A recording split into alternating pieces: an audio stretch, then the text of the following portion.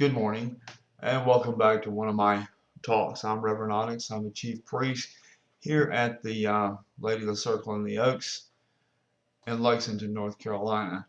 Thank you all for joining me for these videos. Just a few minutes in the minds of a pagan priest. Let me know what you think about what I say. Cross post these. Get the word out.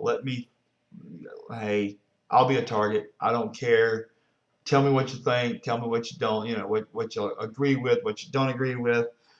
This morning, what I'd like to talk to you about is kind of the whole enchilada of where I am in my own personal space, or at least where I'm going, or where I'd like to be in my own personal space. I'm going to talk about several different qualities, actually 7 different qualities although I didn't know the names of these qualities, I was raised with these qualities, raised looking at these qualities from a different point of view, actually. But then I joined the military. I was in the Army for 12 years, became a non-commissioned officer there for the last many years while I was there. And one of the things that we were taught and was hammered into us was the Army core values. Now, obviously, I'm not a soldier now, but those core values still resonate very deeply with me. And when I encountered them, when I joined the Army and went through basic combat training, when I encountered them, I'm like, that's exactly the way I believe we should be as people, as human beings. And so I'm going to talk about them a little bit today. The first of which is loyalty. Now, loyalty can be defined as a state of unwavering allegiance to a cause, ideal, custom, institution, or product. Well, before I go into my definition or what I think about loyalty, I'm going to give you a quote from Stephen Covey. Stephen Covey says this: "One of the most important ways to manifest integrity is to be loyal to those who are not present. In doing so, we build the trust of those who are present." End quote. Now, loyalty to me, first of all, when we talk about a cause or an ideal or a custom, I'm really not concerned about institution or product, because you're talking, loyalty to your employer or customer loyalty to a product. You always buy the same, Keebler cookies or Hess gas or whatever. That's not what I'm talking about. Loyalty that I'm talking about is much deeper than that. Loyalty to a cause, ideal, custom. Now, to me, being pagan, I'm very loyal to my faith. I'm very loyal to my beliefs. Very loyal to my moral code. So the loyalty to me is very important. I also strive to be very loyal to those within the circle of friends that I keep, and to those outside as well, to all human beings in general. But I pay extreme attention to those, or at least I attempt to pay extreme attention to that, to those within my circle of friends. The next value that I'd like to talk about is duty. Now, duty can be defined as the force of moral obligation. As we go through this, you're going to find that a lot of these tie in together. Now, duty, as far as the way I'll look at it from my present point of view, my moral obligation is to do what's right for anybody that I can, to help others the best way I can, in any way I can. So that's my moral obligation. The force behind that, behind me doing that, or looking at that and striving with that, is called duty. The next thing that I would like to talk about is respect. Respect can be defined here as a feeling of deep admiration for someone or something elicited by their abilities, qualities, or achievements. Now, In common usage, I mean, you hear people say respect yourself and respect others. I don't think they really understand what we're talking about when we as neo-pagans discuss the qualities of another person or even ourselves. Because we believe that the divine is within, and it's not just as neo-pagans, so don't get me wrong, we don't have an exclusive right to this belief. Um, because we believe the divine is within, um, you'll hear, we believe that God, to use a colloquial term, the common usage term, God is within all of us and within everything, animals, plants, whatever, everything God is within. The divine spark lies within the entirety of creation. Um, so there is a divine quality to everything, each individual person. Church of All Worlds greets each other with "Thou art God" or "Thou art Goddess." You will hear a lot of the neo-pagans have adopted the saying Namaste, uh, which generally can be translated in "the divine in me greets the divine in you." Um, this is respect. Respect others. Respect yourself, because we are divine in our own essence. So in doing that and understanding that, and if we apply that and we realize that not everybody presents qualities that we would consider from a human point of view to be due respect, but every human being, every entity, animate, inanimate, conscious, not conscious, sentient, not sentient, I don't care. Everything in this entire universe is deserving of respect, because everything in this universe has the divine within, and the divine is definitely in deserving of respect. So I attempt to respect everything. Not always, not always quite on par, but I try. I really try.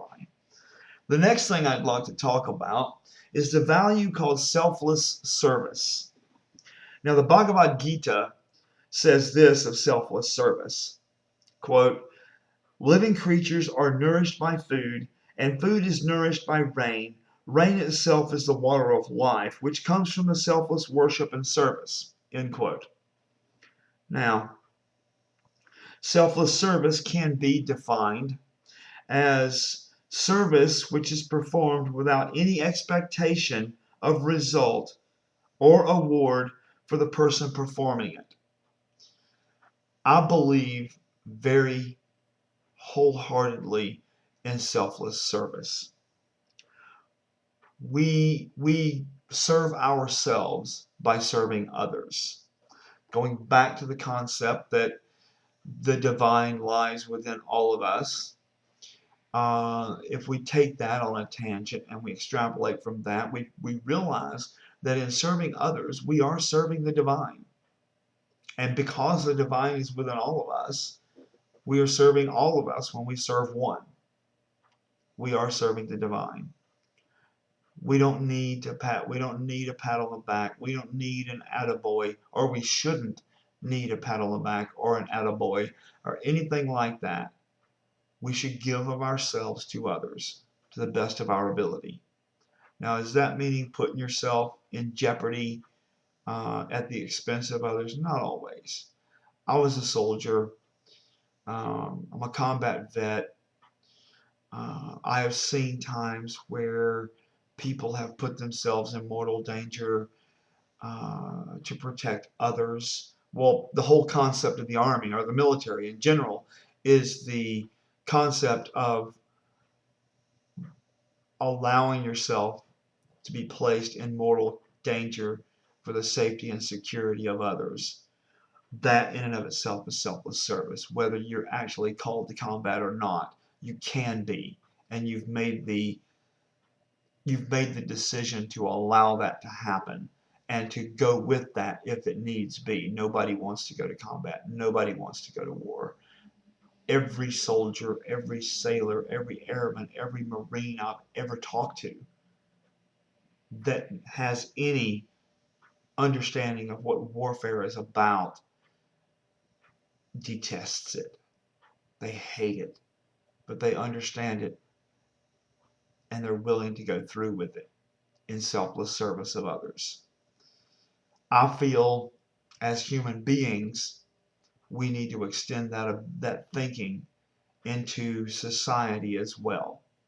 We need to be able to make the choice that if called upon to do it, we will sacrifice ourselves in order to help others.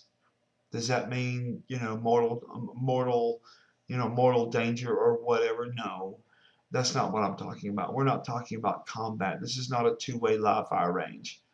But life can call upon us to make sacrifices for the well-being, safety, security of others. And in doing that, we are serving the divine. The next thing I'd like to talk about is honor. Now, in today's society, honor doesn't exist like it did a long time ago. Honor can be defined as having a reputation worthy of respect and admiration. In the Orient, you hear about people committing suicide when they lose their honor. Um, that happened in medieval Europe as well. The duels on the field of honor up until the Elizabethan age and all that. We have to reconnect with a sense of honor. It's all about integrity and the reputation for staying within that integrity and not varying from it. We have to stay on target. And if we stay on target, then our honor is intact. If we don't, we lose honor, and it's darn near impossible to get back. Because there's always,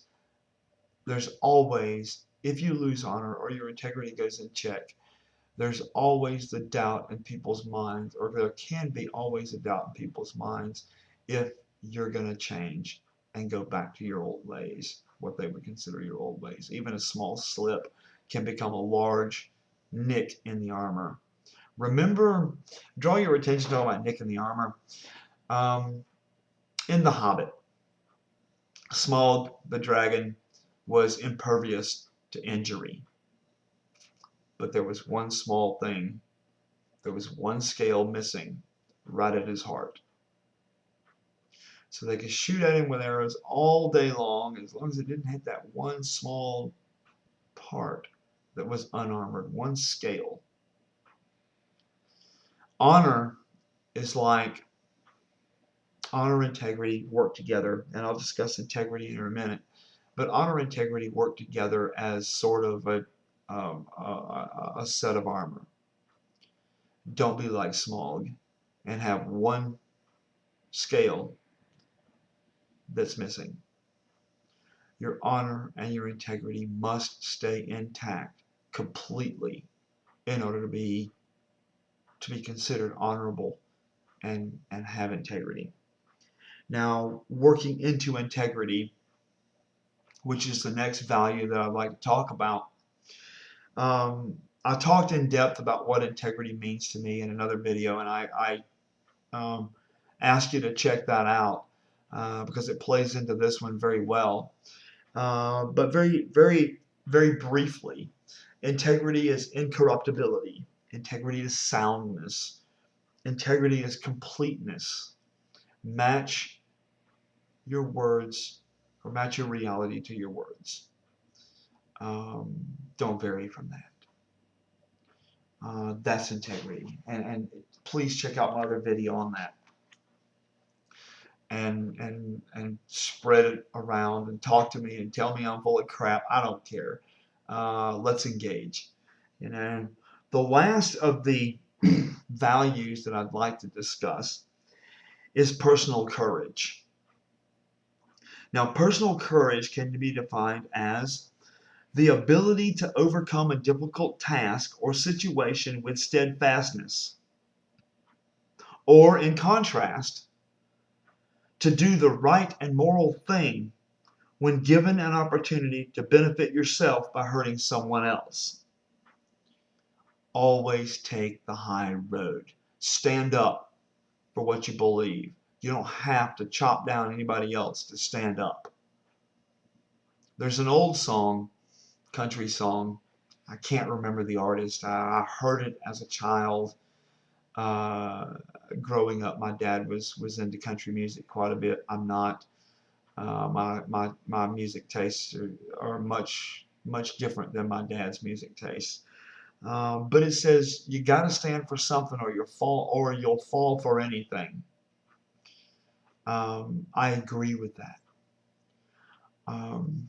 What we need to stand for is personal integrity, honor, respect, all those things that I'm talking about, loyalty, duty, all these things rolled into one.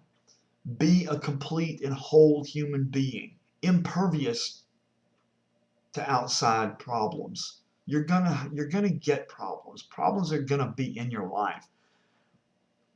Don't sweat. Don't swerve away from what you know is the right way to go.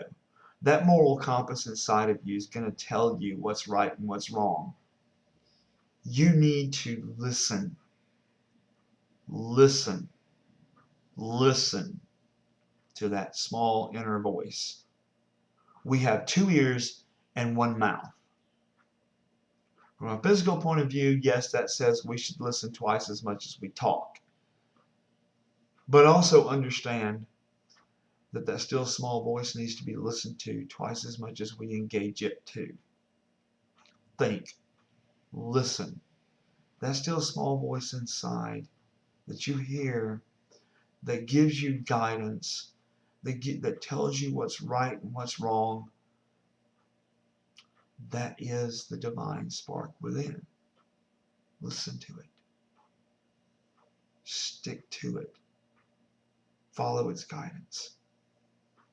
I'm going to leave you with this thought.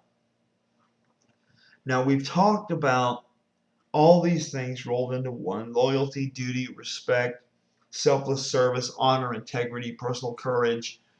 All that rolled into one big enchilada, one big nutshell as to where I'd like to be, my target, my will, my desire in life is to fulfill all these traits, all these values, and roll them into one and be as good as I possibly can.